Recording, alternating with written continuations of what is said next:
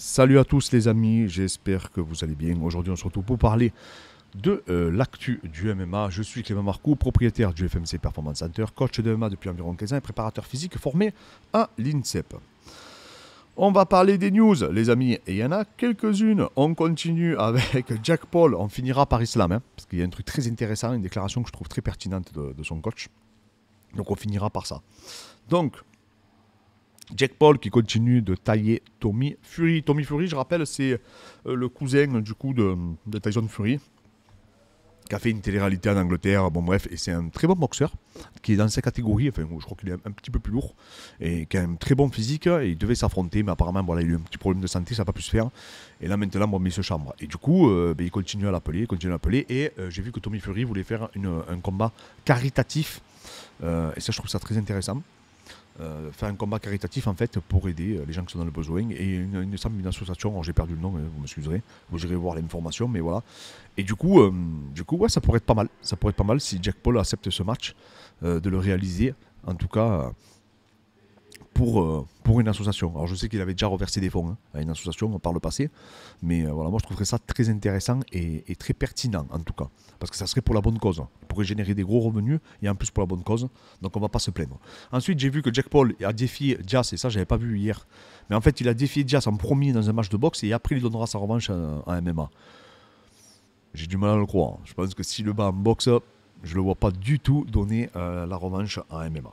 Ensuite, allez voir un KO aussi que j'ai vu ce matin, c'est le KO de Jun Gun Cho, 16 ans, et il réussit un KO en 25 secondes. Donc il fait un peu le tour de tout, hein. Vous allez le voir, il met un coup de pied, c'est assez exceptionnel, les amis. Vraiment, surtout moi cet âge, ça me choque, ça me choque la maturité et la facilité qu'ont ces jeunes pour s'exprimer dans une cage, quoi. Vraiment, moi je pense que j'aurais été terrorisé. Alors des fois quand t'es jeune, c'est vrai que t'es insouciant, mais bon, non, franchement c'est assez bluffant. C'est assez bluffant, donc je pense qu'on va avoir une future génération qui peut être très intéressante.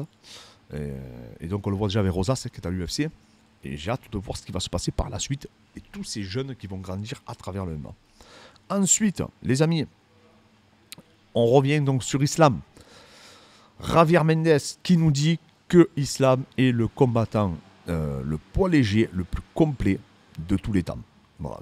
Selon lui, donc selon son coach, qui a été interviewé, et il s'est exprimé, il a dit que pour lui, il était meilleur que Khabib, dans le sens où il était plus complet, meilleur debout, enfin voilà, plus appliqué, quoi, il met plus de technicité, alors que Khabib mettait plus de l'agressivité, de la force brute.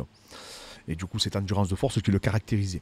Et Islam, c'est vrai qu'il est beaucoup plus aérien dans sa façon de boxer. Et donc, il reparle un peu du combat contre Do Bronx, et il dit qu'en fait, Do Bronx se préparait à se faire amener au sol, et il dit en fait que c'est les points d'Islam qui l'ont amené au sol. Et c'est vrai qu'effectivement, c'est pas la lutte d'Islam. Même si à un moment donné, il met une projection du dos. Mais à la base, Islam, on voyait, il cherchait pas plus que ça le corps à corps. Bien au contraire, il a échangé debout avec lui.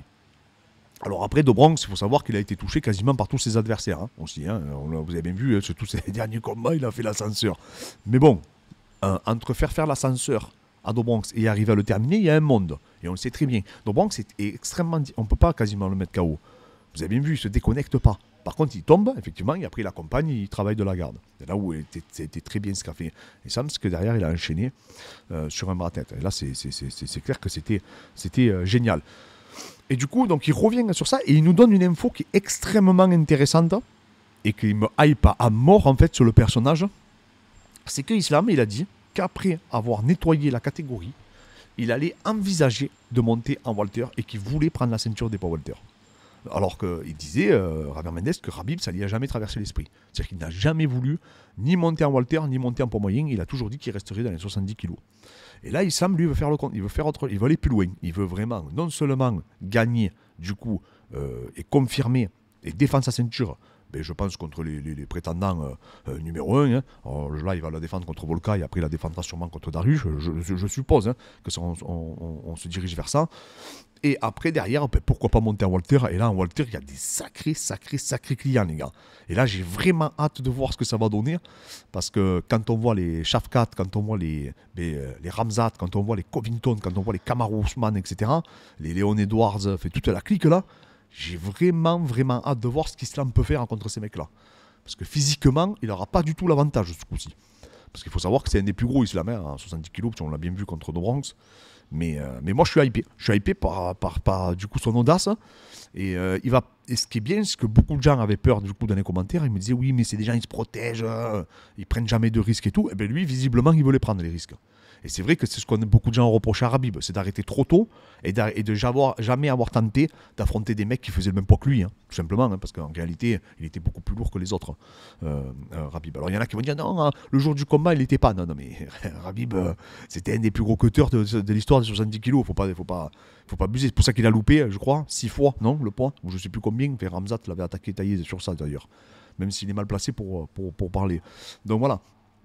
Donc du coup, moi je suis hypé, je sais pas vous, mais bon après, ça sera pas une mince affaire, hein, parce que comme je vous dis, la catégorie de 77 kg, c'est la catégorie des lutteurs. Et c'est la catégorie des mecs qui ont des cardio de malade. Je sais pas comment ils font, mais ils ont une endurance de force tous là, qui est assez incroyable et bluffante. Et donc du coup, c'est vrai que j'ai hâte de voir comment ça va se passer, et j'ai hâte de voir ce qu'il peut donner en tout cas contre des adversaires de ce calibre. Mais bon, déjà, en tout cas, là, il a un gros challenge. Moi, je vous le dis, je suis hypé à fond par le combat contre Volkan. Si derrière, après, il nous bat Dariush, et en plus derrière, il monte en 77, ben, franchement, chapeau l'artiste, parce que c'est... Voilà. Et en tout cas, Javier Mendes, il dit que lui, c'est un Khabib 2.0, il le confirme, il dit que pour lui, il est meilleur. Et il avait déjà témoigné en disant qu'à l'entraînement, il le bousculait, l'inquiétait, etc. Même s'il pensait que Khabib le dominait un peu plus. Mais en tout cas, il a toujours dit que c'était lui le plus appliqué, le plus impliqué. Et qui montre et qui fait preuve de plus de technicité. Et ça, c'est vrai qu'on peut lui reconnaître. Parce qu'en tout cas, sa façon d'aspirer Islam de Bronx lors de son match, vraiment, c'était très pertinent. Et d'ailleurs, si par la petite curiosité, vous voulez voir la seule défaite d'Islam, donc contre Adriano Martins a fait à Islam ce que Islam a fait à Do Bronx. Exactement la même chose, c'est-à-dire qu'il a aspiré Islam était trop agressif, il s'est jeté sur lui, Adriano Martins changeait de garde et bougeait dans tous les sens, et il a contré exactement avec le même crochet bras avant. Les deux, ils ont fait exactement la même chose, sauf qu'Islam, il s'est vraiment déconnecté. Et donc je pense, et c'est ce qu'on peut dire quand on dit on apprend de ses défaites, ben là vraiment, c'est pas il a appris, c'est carrément il se l'est accaparé, et derrière il a comment on appelle ça, il a transféré pour remporter la victoire et remporter la ceinture. Et ça c'est magistral, hein, c'est incroyable. Franchement, c'est une histoire incroyable et c'est une belle revanche. Parce que moi, le premier, je donnais pas cher de sa peau quand il a perdu contre Adriano Martins, qui était son premier test. Je me suis dit, non, mais en fait, ce mec, ça va être trop dur pour la suite. Hein. Et il nous a tous fait démentir. Et il a fait avec la manière. Et surtout, avec coup du destin, il a fait avec le coup qui lui a coûté sa seule défaite. Donc voilà, les amis. Et on peut rêver aussi un combat. Hein. Je fais mon chauvel là. Mais on peut rêver un combat contre Mansour. Bon, vous le savez, hein, je ne l'ai jamais avalé cette défaite. Hein. Et vous savez que je suis un pro Mansour, moi. Donc voilà les gars, on espère qu'un jour Mansour pourra prendre sa revanche et prouver tout le bien qu'on pense de lui et que je pense sincèrement qu'il peut vraiment le bousculer. Je vous souhaite à tous un bon week-end et je vous dis à demain.